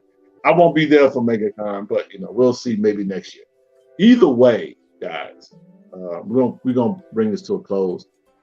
Either way, do your best, man, to empower, affirm, and embrace your brethren in this community. Don't just put me on a book because it's on eBay. I need real fellowship, real brotherhood with cats, real friends in this space that I can chop it up with about these comics, having fun, having a good time. Because all of us were at one time by ourselves. We had no one to share these books with. Now we do. Sometimes I feel like we don't know what to do with ourselves. Now we have all this access. And so, I brought up the apathy thing because it's sometimes I feel like I'm on an island by myself. Because it's like, hey, I see a lot of people getting love, but where the love for? Where rich love at? Holla at your boy. That's the thing about being a Black comic lord. Yeah. For all of you that are watching this, if you consider yourself a Black comic lord, it's to know you'll never ever be on an island alone again. Yes. For real. Yeah, that's what's up. That's what's up. I do feel that way. I just know that sometimes we get weak. We struggle. Shout out to Cody. By the power of shea butter and black soap, I have arrived. That's an introduction. See, Cody, you need to stop, my brother. You need to stop. We try to get out of here, man. But part of my frustration is also in dealing with books that are coming out. Like, next month we're going to finally get the milestone book that we were supposed to get back in February for Black History Month. That's gonna be big, bro. That's gonna be big. And I don't want us to gloss over that moment. Now I know we're getting a new Blood Syndicate run. Shout out to my man Paul. He just did a are you about to spill the bag again? I'm not trying to spill it, but I'm just saying we got something fresh coming up for y'all. I'll say it like that. But what I'm getting at is that there's a lot of stuff coming up in June. June's gonna be a fire month. It's gonna be a fire month, y'all. So the summer should be lit. It should be a lit summer. And all I'm saying is, guys, is that like the brothers trying to get together and do things in terms of the fandom, whether it's meeting at cons and meetups or whatever, man, y'all make that happen this summer. Get together with some of your brothers that you share books with online and meet in person. And I told Paul and Herschel, I'm like, yeah, I'm gonna go out and we're gonna dig in some boxes, but I need y'all gotta take me somewhere to eat too. You gotta break bread, you know what I'm saying? So get together with your fam, man, and enjoy one another. That's the biggest thing, because sometimes, you need that fellowship. You need that connection. You know what I'm saying? I don't mind arguing and fussing with Paul, Tamiko, Herschel, Derek all day long. But at the same time, I recognize that our connection is these love for these comic books. Tamiko, for example, I had no real quote unquote reason to go buy Amazon and Story. And Tamiko kind of convinced me to do it. You know what I'm saying? That's the kind of, interaction that we need or whatever. You know what I'm saying? Sometimes somebody has to put you up on something that you may not just be clueless about. And because I wasn't the biggest Wonder Woman person. I've always had an affinity for Wonder Woman, but my fandom for Wonder Woman started back with Linda Carter in the original show. I'd never read Wonder Woman books prior to seeing, but when I would watch Wonder Woman on TV, that was my fandom as far as Wonder Woman is. Say you're gonna make it. I'm gonna make you go 2 hours. That's the doggone. See, Herschel though. Here's the thing. On the troll mode. Herschel was trolling me earlier and said, "Y'all gonna do 2 hours? You lie, just lies." And I said, "No, Herschel, we're gonna get in and out like a robbery." But here we are, almost up on 2 hours, and it's because we just run our mouth. You know what I'm saying? Because we're really passionate about this thing about it. And so I know we didn't talk books tonight, guys, but I wanted us to have this conversation, man, because it's like, hey, we need we need each other. We need this fandom. We need it to grow. And let's put away this thought that Black cats are not buying books. I gave you out some statistics that says different. 14% of the Black comic book readership, 14% of the comic book readership is Black. That's parallel to our population here in America. So we're buying books. To Derek's point, readership is a little different.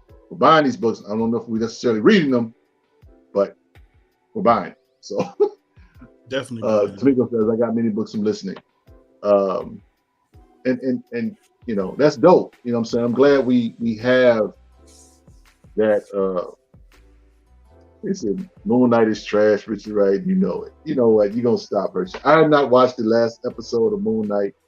I do think that it's he's trolling you.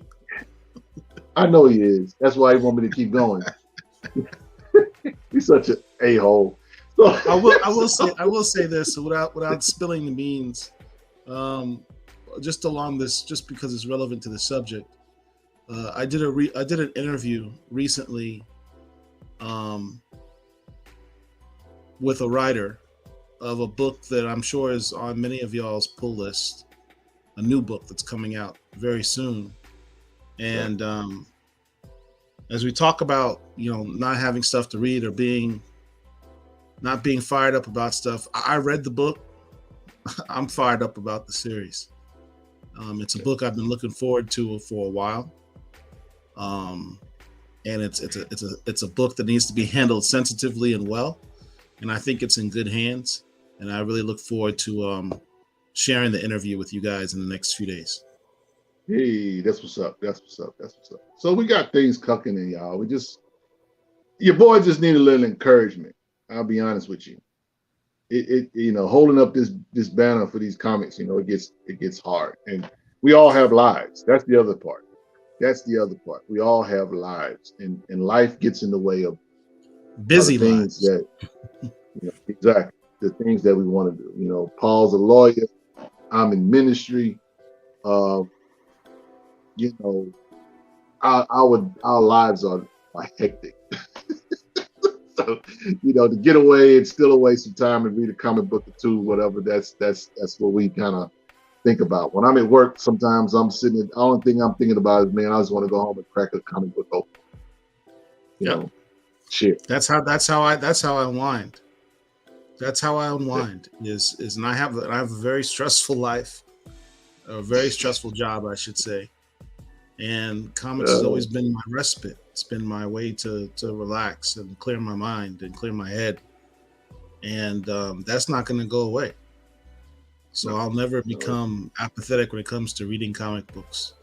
I could pull up a book that's absolutely worthless, but if the story's fire, I'm going to read it. Because that's the primary driver for me in comics, not what Comic Tom and Reggie Collect say about a book. It's about what makes me happy.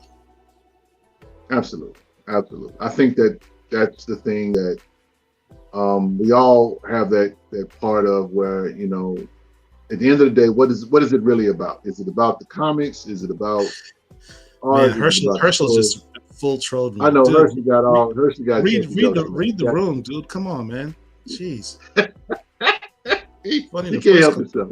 Damn. He can't help himself. But you know, hey, it is what it is.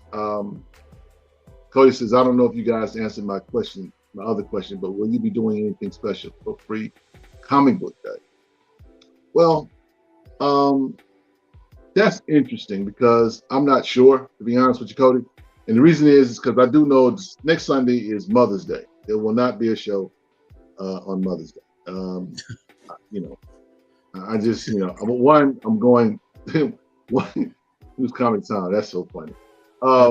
One, I'm going to be going to spending time with my wife and her mother, you know, so I'm going to Tyler, so I'll be traveling next week, so there won't be a show. But I will say this, Cody, you should pick up the Avengers X-Men Eternals Free Comic Book Day book. If you're a fan of that Blade, I'm going to definitely pick up. Yes. Yeah, because that's going to have Blade's daughter, her first appearance. So that's kind of cool. Yeah. So, you know, you might want to get to the comic book shop early because that's probably going to go pretty fast. Pretty fast. Yeah.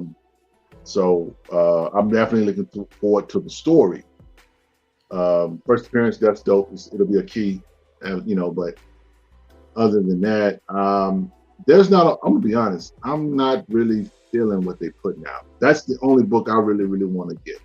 I know there's going to be. There's also going to be a Marvel Voices Free Comic Book Day book that I want to get. Yeah, but that's kind of reprints of everything. I've already got the Marvel Voices book, so I hear you, but I get the feeling that they might throw some new material in there as well. Okay, you know what? Shout out to Angelique Rocher. Hit us up. Let us know what's coming, because you say maybe they'll put a Night Thrasher story in the book. Okay. Oh man, stop. Tamiko says I may do a live. All right, I guess she's gonna do a Free Comic Book Day live. That'd be dope. Yeah, that would be dope too. That's a good idea, Tamiko. You should do that. Do a Free Comic Book Day live. Yeah. Shout out to Black Love. That's what's up. I mean, we need more of that, those kind of stories or whatever. Herschel said they're going to print the hell out of that book. They probably will. I mean, you know what I'm saying? It's a crossover. It's the Avengers, it's X-Men, and it's the Eternals. And so here's the thing. Even if they do print the hell out the book, which of course affects speculators, it's not about that. Free Comic Book Day is about really kids. For me, I mean, I routinely take my daughter to Free Comic Book Day. I want to expose her to a comic book shop, and I want her to pick out books that she wants to read. And she comes back with a stack of books that she wants to read. That's what Free Comic Book Day is for me. I like to see little kids with their parents come into the store and get exposed to comics, because I don't think a lot of people really realize kids today, young kids, you talk about that demographic, 14 to 29s buying comics, the kids younger than the 14-year-olds, they may not be getting into comics the way, because I started reading comics when I was 4 or 5 years old. I don't see a bunch of 4 or 5-year-olds at the LCS. Do you? No. So there's the potential of, these kids are going into other things. They're going into your video games or your manga or your anime and stuff like that. And, we don't want to have comics be a dying culture. That's what Free Comic Book Day is about. Yeah. See, here's the thing too. They're reading comics, but they're not reading our comics. They're reading Dogman. They're reading Captain Underpants. That's what they're reading as far as the kids that are going to school. And that's fine. You got to start somewhere. You got to start Now, something with Cody, this genre. check out Cody. Cody said you guys should read Delta Dogs. Well, Cody, you kind of relate to the part. We just interviewed Vonnell, my brother. You didn't say your catchphrase, man. What's your late catchphrase? Yeah, go get a late pass. Go get a late pass. Yeah, I don't know if we're trolling Cody or not, but we interviewed Delta Dogs creator Vonnell Young at the start of the show for the first 30 minutes. So you can go watch that on the repeat of the rebroadcast later on. So yeah. Yeah, man. So that's what's up. The description of the video. Yeah. I don't know. I think everybody's trolling us tonight. Everyone's trolling us tonight. Yeah, it's okay. It's all good. Do we have kick us signs on? Is that in the description? I don't know. But listen, guys. I love what I do. And I love the people in this community. I see Flood is watching. Shout out to the big Mr. 9.8 himself.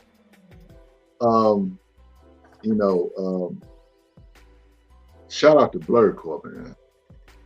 Y'all be beating the brakes off of people over there. It's not for the faint of heart.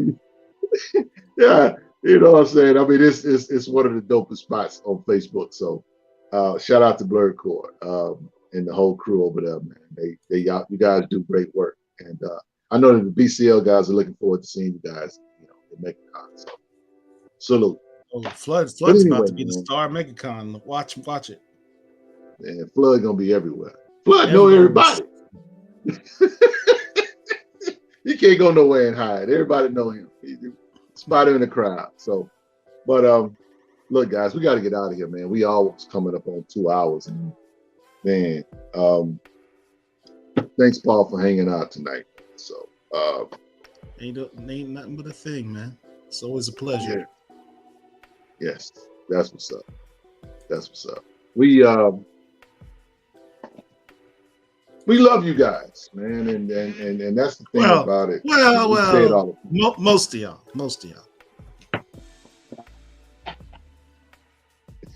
We love everybody. Paul, I'm not gonna let Paul do that on my show. You're not gonna sully this reputation. We love everybody. Ain't nothing you can do about it. But anyway, for my man Paul, this is your boy Rich. Look, we're gonna get out of here, man. We love you. There's nothing you can do about it. Thank you for all of you guys that tuned in. Thunder God, thanks for showing up and hanging out with us. All of you guys, please like, share, subscribe this video. Also ask that you go over to blackcomiclords.net, check out our website, pick up some merch, pick up some knowledge on some comics, man. We have blogs, essays, that kind of thing written by yours truly. And bring some inspiration to this fandom of ours. I need it. I need your love. I need your feedback. I need your strength. Because to do what we do, bro, we're not getting paid. We're not getting paid. And at least we want to be able to pay the bills, the light bills and stuff like that to make this show happen. So trust me when I say we need your help. But again, we're gonna get out of here, man. That's what's up. Shout out to everybody, the Black Comic Lords, Black Superheroes Forever fandom. Want to shout out to Blurred Core as well. Want to shout out to the whole Black comic book community. We love you, man. And when I say apathy and Black comic book readership, that's not necessarily a jab at anybody in particular or whatever. I just know that from time to time we get bored and we get careless about what we're doing. And sometimes we don't know how meaningful somebody, or how significant we are in somebody's life. You know what I'm saying? So it's like, I wouldn't want to see Black Comic Lords go away. You know what I'm saying? I wouldn't want to see us stop doing what we're doing. I love what we do. You know what I'm saying? If I can find a way to get paid and do this, bro, look, I'll be on a mic and camera every day. But until then, I'm gonna be out there on that truck struggling in the morning. Monday's coming, y'all, so don't blink. Well, I'm gonna get out of here with my man Paul. I want to say thank you again. Until next time. Thank you to Thunder God. He says he gave us a follow on Instagram. Check us out on YouTube. Thank you, sir. And Twitter. Twitter as well, please. Thank you. Yeah. Yes. And if you have any comments, questions, concerns, tell a friend, tell a hater. We don't care. Email us at blackcomiclords@gmail.com. Yeah, that's what's up. We out, man. Let's get out of here. You know what I'm saying? I'm gonna go watch some Bad Moon Night. Shout out to her. Peace, everybody. Have a great week. Deuces. Y'all take care.